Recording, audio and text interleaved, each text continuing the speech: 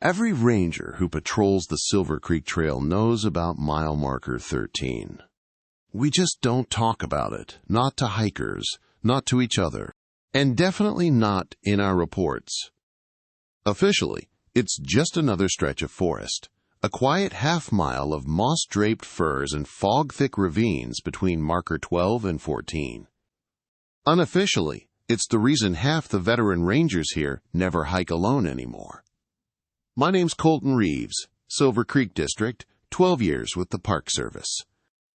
I've been through wildfires, flash floods, and one avalanche that nearly took my leg. None of that ever got under my skin the way mile marker 13 does. It's not that anything happens there, not in the way tourists imagine. No glowing lights, no screams at midnight, no phantom figures in the mist. It's quieter than that, too quiet. You feel it before you reach it. The forest starts to muffle itself. Birdsong fades out, one species at a time. Even the river, normally a constant rumble below the ridgeline, drops into a low, slow pulse, like it's holding its breath. By the time you see the marker itself, the air feels thick, like breathing through wet cloth. I was doing my first patrol of the season, early May, fog drifting low over the road like smoke. We had a new hire that year, Anna Patel, straight out of training, still had that fresh uniform smell and a habit of smiling too much for the job. She rode beside me in the ATV, radio clipped neatly to her vest, asking questions faster than I could answer. "So what's the deal with 13?" she asked as we slowed near the fork. "It's backwards. Every other marker faces the trail." I didn't look at her. I kept my eyes on the road. "We skipped that one," I said. "Why?" "Maintenance oversight." "It's been turned around on purpose," she pressed. "You can see the bolts, like someone unscrewed it, and—" I cut the engine. The fog curled in around us, and for a moment all we could hear was the ping of cooling metal. "You logged 12, I said, then 14. That's all you need to know." She hesitated, maybe expecting a joke, but none came. That's when the static started. Her radio crackled, then repeated my last words. "You logged 12, then 14, but slightly delayed, softer, like an echo that didn't belong to either of us." She frowned. "That's weird."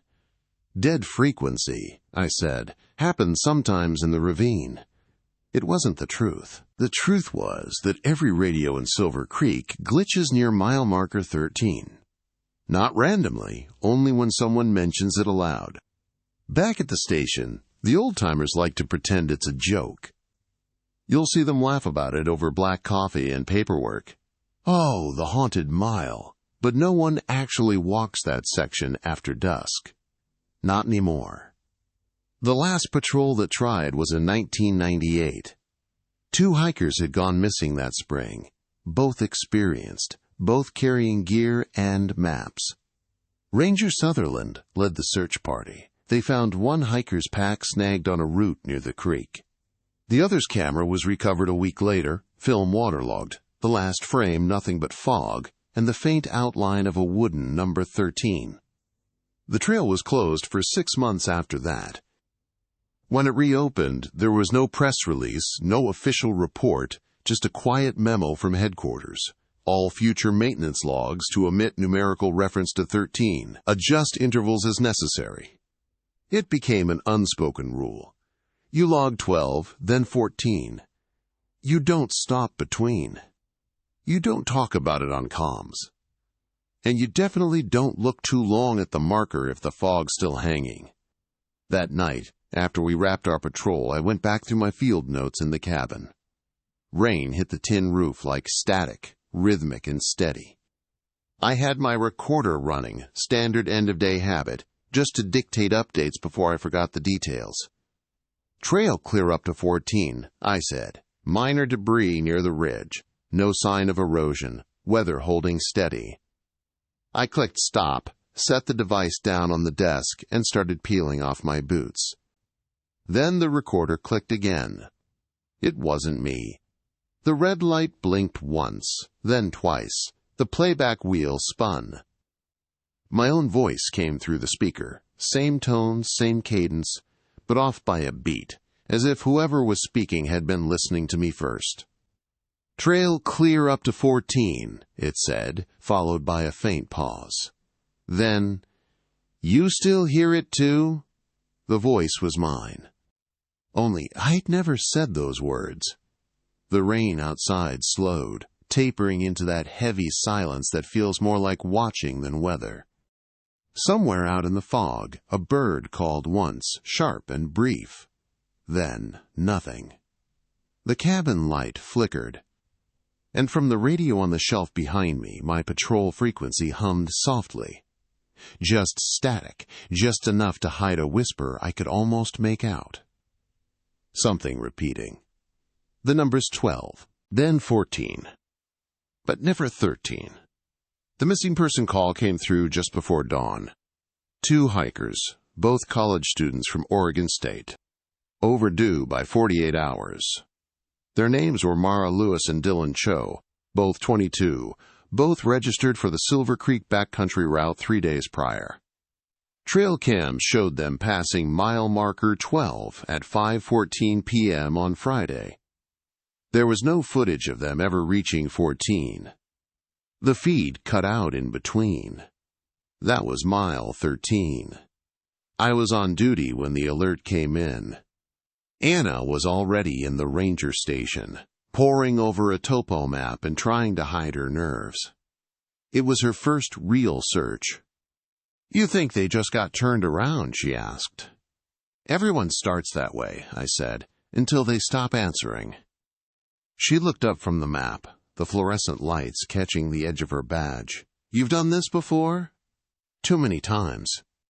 We loaded the packs in silence. By 6:45 a.m., the fog was thick enough to beat across the windshield. Silver Creek has a way of swallowing light whole, that early in the morning, everything looked colorless and damp, the kind of gray that makes sound feel heavier. The ATV rumbled to a stop near the trailhead. I killed the engine. "Radio check," I said. Anna's voice came back crisp through the static. "Copy." We set out on foot. The first 2 miles were easy, wet ground, dew on the ferns, the faint tang of cedar rot. But the deeper we went, the stranger it felt. The fog didn't just hang, it moved. You could see it breathing between the trees, slow, deliberate drifts that coiled around the trunks like smoke searching for a way out. At mile 12, the air grew colder. The forest sound changed too. Birds faded out, replaced by a low hum, almost mechanical. I glanced down at my GPS. The track line was looping. Same coordinates repeating every 30 feet, like we'd been walking in a circle. Anna frowned. "This can't be right. We haven't turned once." I checked the compass. The needle jittered, then froze, pointing west no matter how I turned. "It's the ridge interference," I said automatically, though my stomach didn't believe it. "Stay close." We reached the clearing an hour later, a small campsite near the timberline. Tent zipped, gear intact. 2 backpacks propped neatly by a log. A camp stove sat cold beside a tin mug half filled with coffee. Still warm. Anna crouched to check the sleeping bags. They couldn't have been gone long. No sign of a struggle, I said. No wildlife tracks either. Then I saw it. The old wooden post that once marked a side trail, now snapped in half, lying half buried in ferns. Something was carved into the splintered wood. Crude, jagged letters. "Don't call back." The radio crackled suddenly, loud enough to make us both flinch. "Base to Field Unit 2, status check." It was our dispatcher, Carver, but the tone was wrong. Distant, like it was bleeding through another channel. "Copy, base," I said. "We've reached an unregistered campsite. No subjects present. Requesting coordinates relay." Static drowned the rest. Then a faint echo of my own voice came through, requesting coordinates.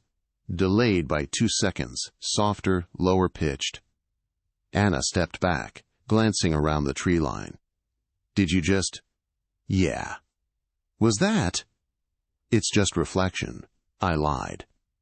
But deep down, I remembered the training drills, the ones they only teach after your 3rd year.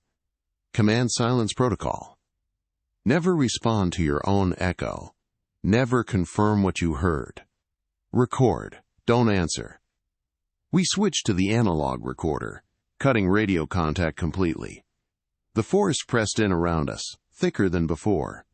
Then it started. A voice, faint, distant, drifting through the fog. "Ranger Reeves." It was a man's voice, sounded young, confident. Anna's eyes went wide. "That's Dylan." She recognized the tone from the missing person's video log. I had too. We'd both heard it during the pre-briefing. I held up a hand. "Don't respond." The voice came again, closer this time. "Anna, Colton, over here." I felt my pulse jump. The cadence was perfect. Every inflection matched Dylan's recordings, except it didn't fade the way real sound should. It stayed level, like someone was standing at equal distance no matter which direction we faced. "Base protocol," I said quietly. "No verbal response. Keep recording." Anna's hand trembled around the mic. "He knows our names, Colton." "He shouldn't." The call came again. Then again. Each time, the same exact words, same tone, same spacing, like a recording caught in a loop. "Ranger Reeves! Anna! Over here! Ranger Reeves! Anna! Over here! Ranger Reeves! Anna! Over here!" Until finally, after the 3rd repetition, the air went dead. No sound. No wind. Just the damp smell of pine and the low, electric hum of the fog itself.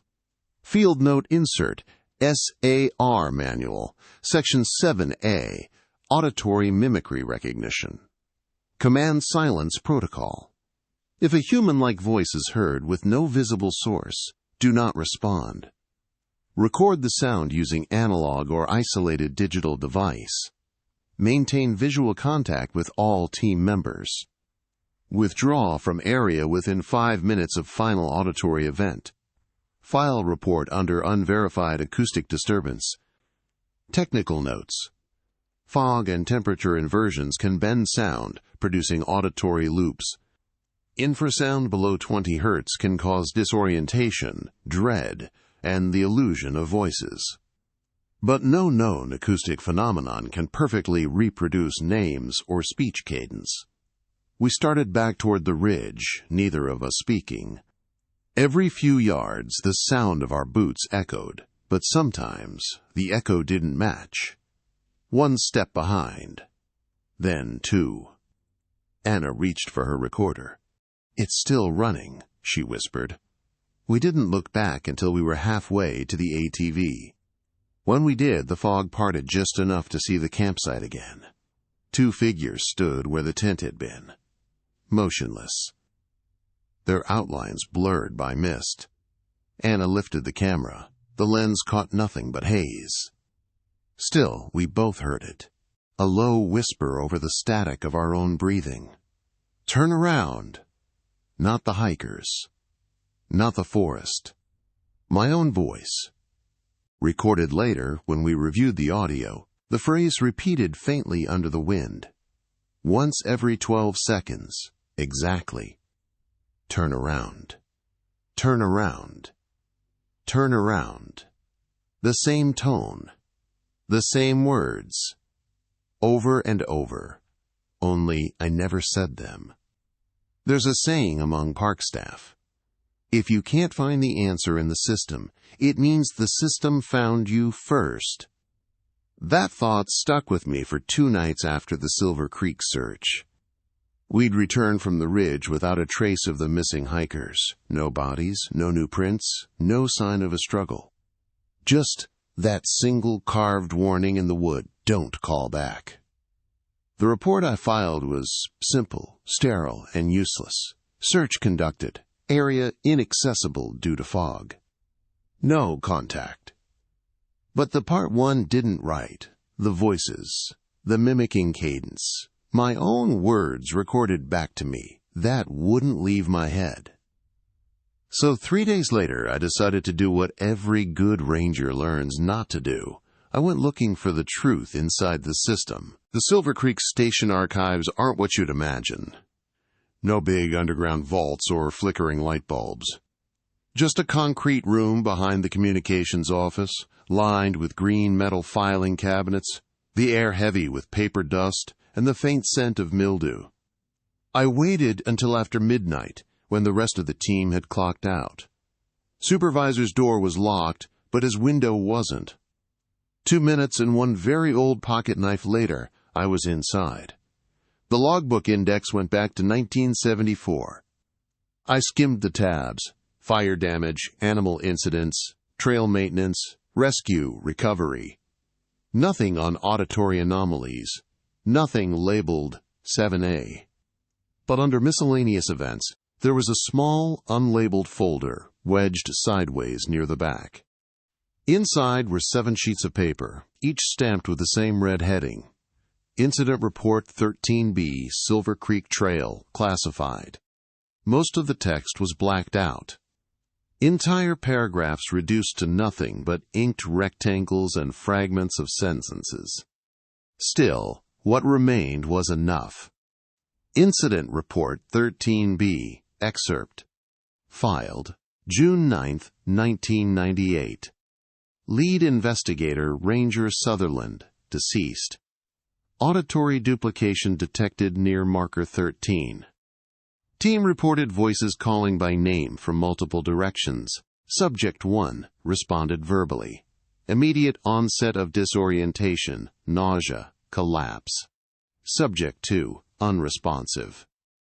Subsequent recovery revealed partial amnesia and confusion of self-recognition.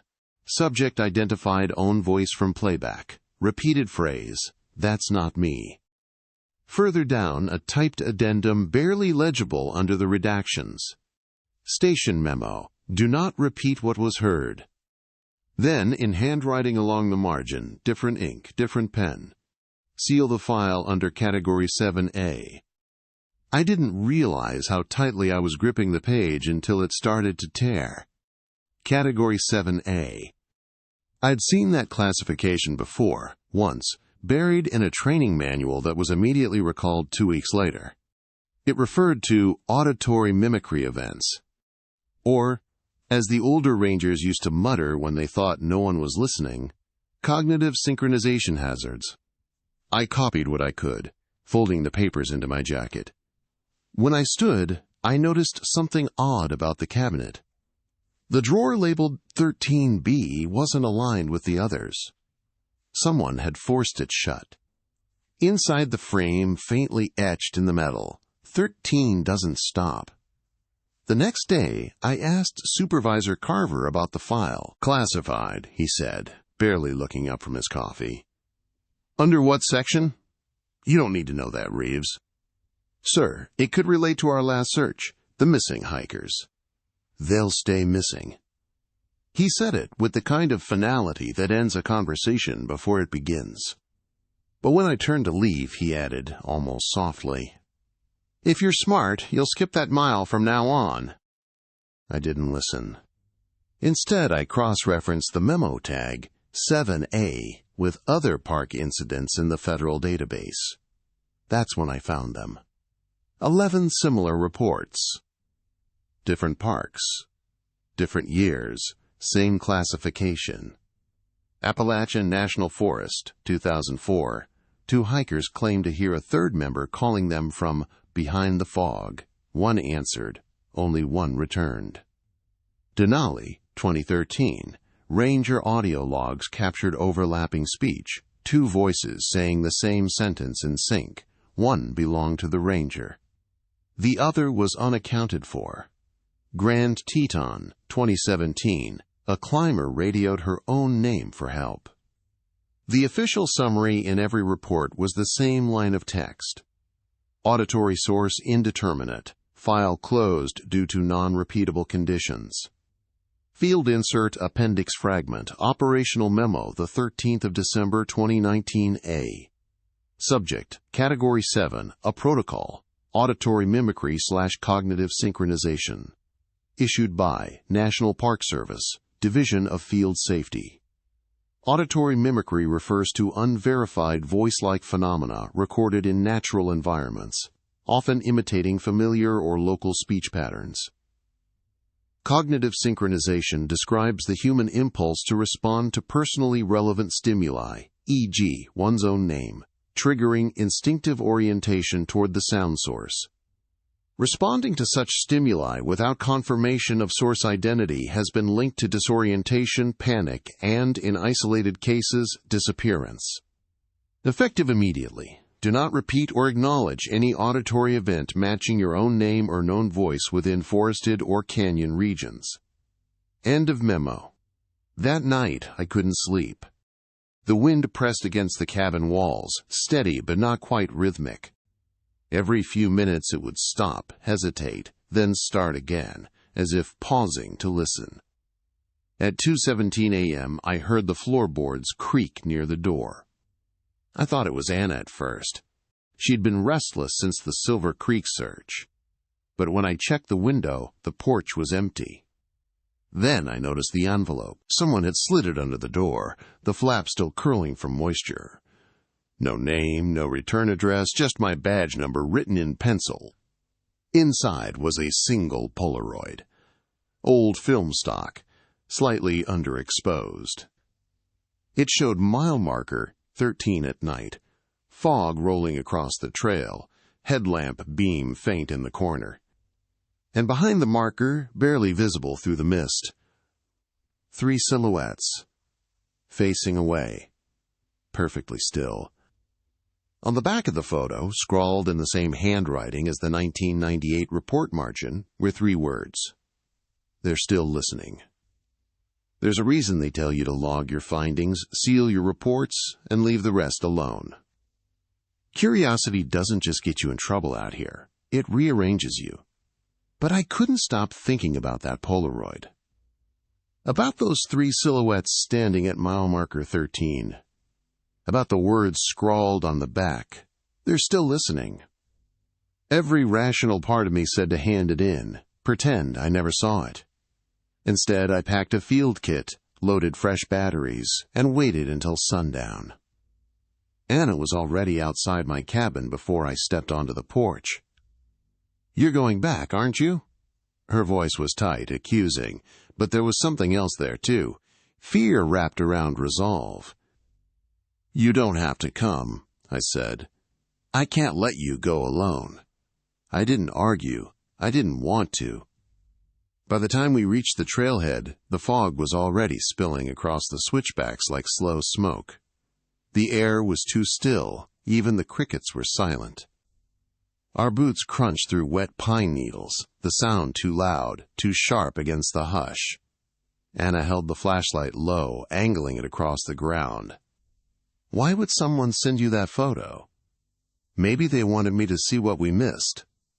Or they wanted you to come back." I didn't answer. At 7:43 p.m., we reached mile marker 12.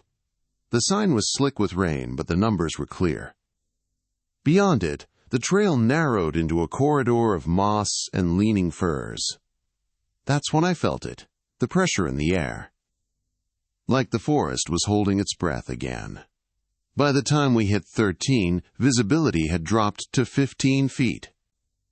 The marker stood crooked in the mud, half swallowed by ferns. It looked older than before. Splintered down the center, the numbers darkened with moisture. "There," Anna said softly, raising her camera. Same angle as the Polaroid. I crouched to check the base of the post, tracing the ground for prints. 2 sets of boot marks. Ours. And another, half erased, but fresh. As I leaned closer, my radio buzzed. Dead channel. Then a voice. My voice. Coordinates. 47.123 by. It stopped.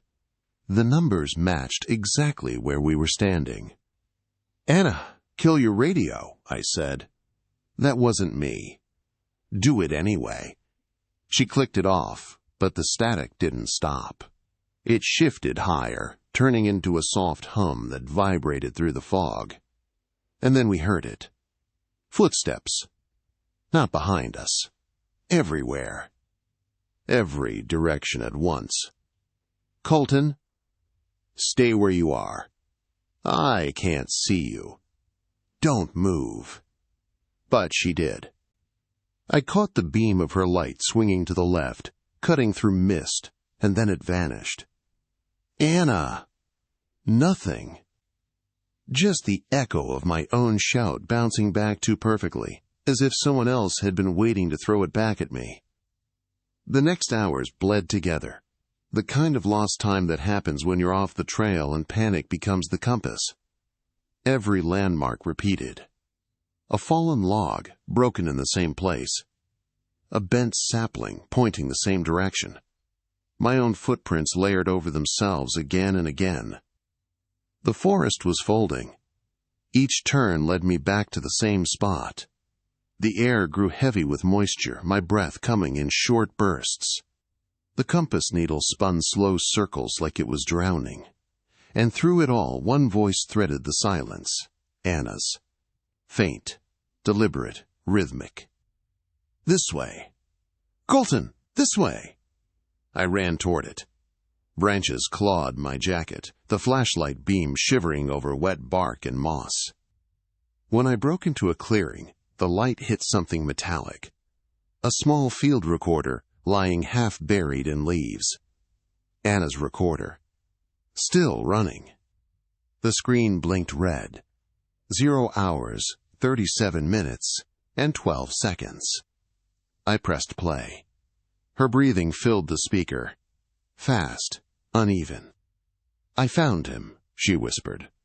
A pause. Then quieter. "But he's not moving right." The rest was silence. Then footsteps. Circling the mic. One slow pass.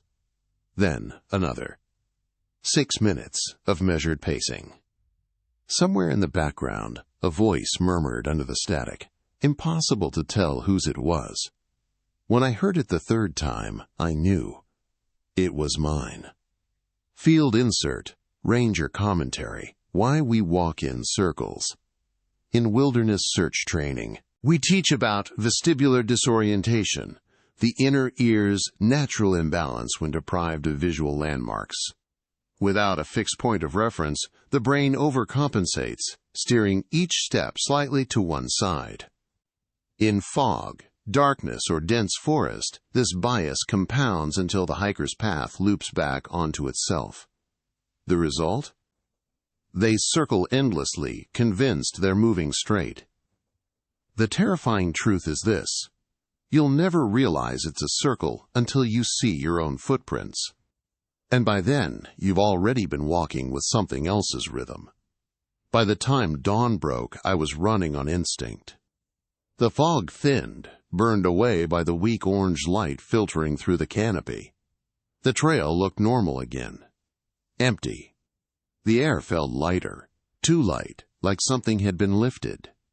When I reached the ridge, I finally saw the marker ahead. I slowed, forcing myself to focus. The post stood upright, clean, freshly set. But the number wasn't 13. 12.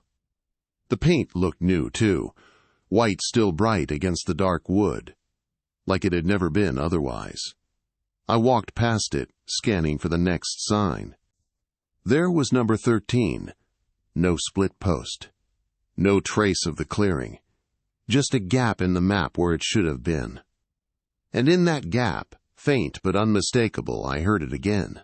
My own voice, whispering from the tree line. "Turn around."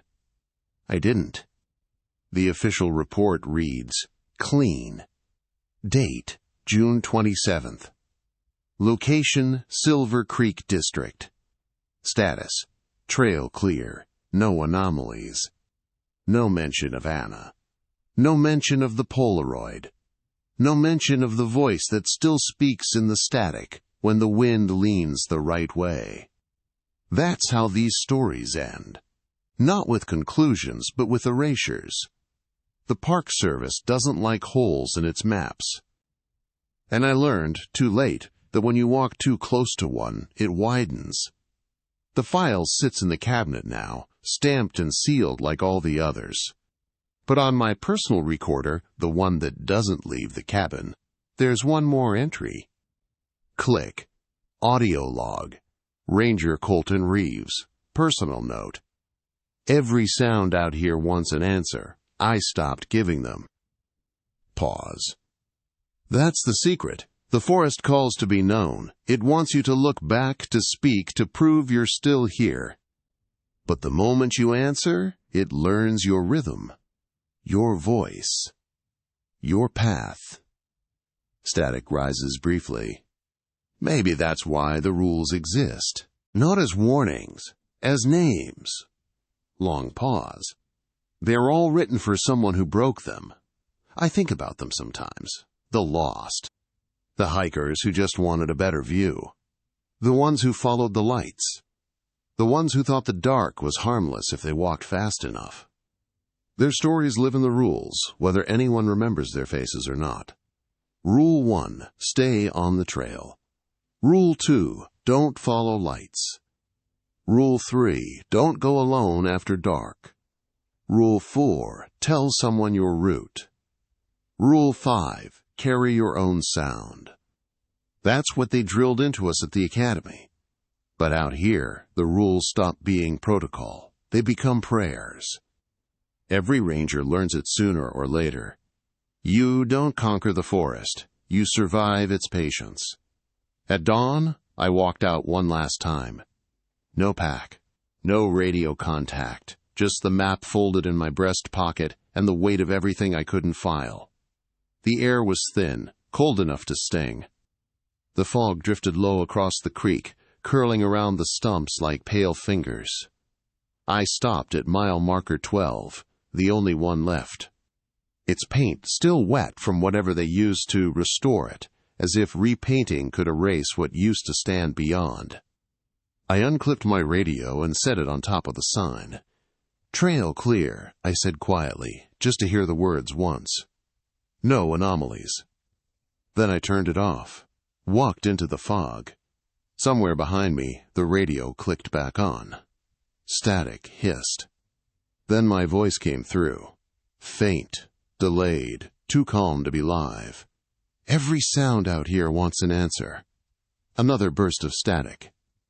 I stopped giving them. And then silence. The kind that listens. Beat. Because the rules aren't there to limit you. They're there to keep the forest from learning your name.